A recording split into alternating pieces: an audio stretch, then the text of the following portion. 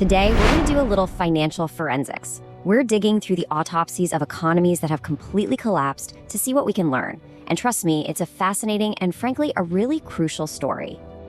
I want you to picture this for a second. It's Weimar, Germany.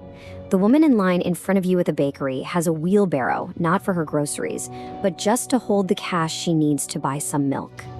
In the few minutes you're standing there, the price of bread literally jumps by 50 billion marks. Now, this isn't some movie script, this actually happened. And it's a pattern that has repeated itself all over the world. And that really leads us to the big question, doesn't it? When the very money in your pocket, the foundation of the whole economy, just evaporates. What's left? What actually survives that kind of fire? Well, as we're about to see, history gives us a surprisingly clear answer. You know, what's so wild about this is that these collapses are not random. They aren't just chaotic acts of nature. They actually follow a very predictable, almost mathematical pattern that has played out again and again and again. And here it is. This is the 5-stage playbook.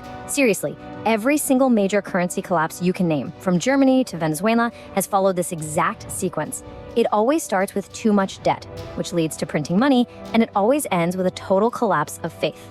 And don't think for a second that this is just ancient history. Just look at what happened in Lebanon recently. In under 6 years, the currency lost 98% of its value. An entire nation's savings, just gone. This is that 5-stage pattern playing out in high definition right now.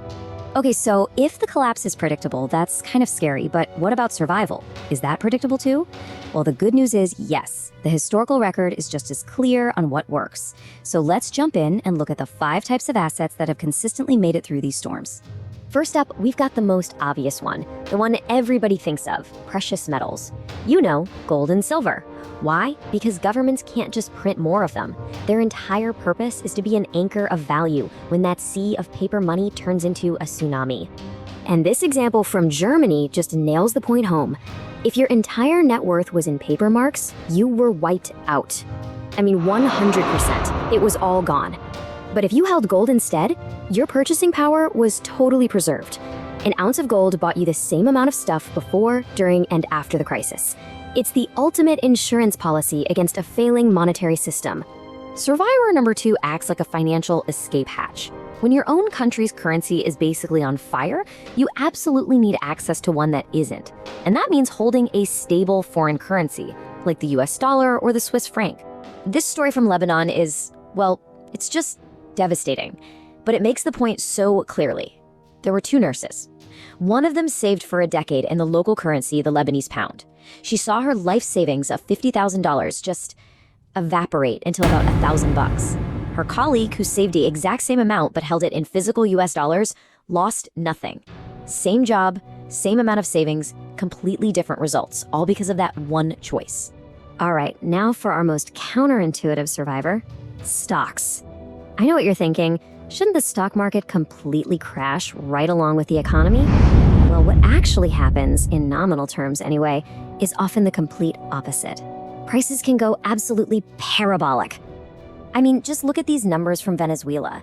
The main stock index went up over 3,000%. So how on earth is that possible? Well, you have to remember that a stock isn't just a piece of paper. It represents ownership in real things, factories, machinery, inventory. And as the currency becomes worthless, it takes way, way more of that worthless currency to buy those same real things. The stock price just rises to reflect that new reality. But, and this is a huge but, not all stocks are created equal in this scenario. The big winners are the companies that export their products and get paid in a stable foreign currency, like dollars. Think about it. Their local costs are collapsing, but their revenue is rock solid. The losers? Any company that only earns money in the collapsing local currency. They just burn down with everything else. So when the official money system just completely breaks, the economy doesn't just stop. It just reorganizes. People go back to bartering.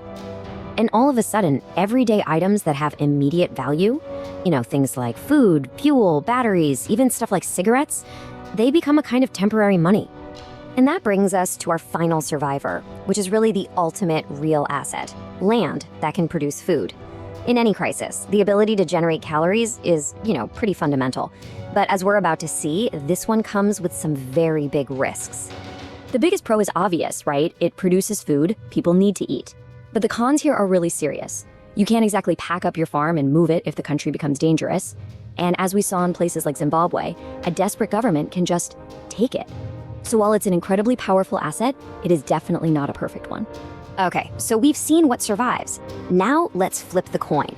Because understanding what is guaranteed to fail is just as important. It really reinforces the whole logic of what works and why.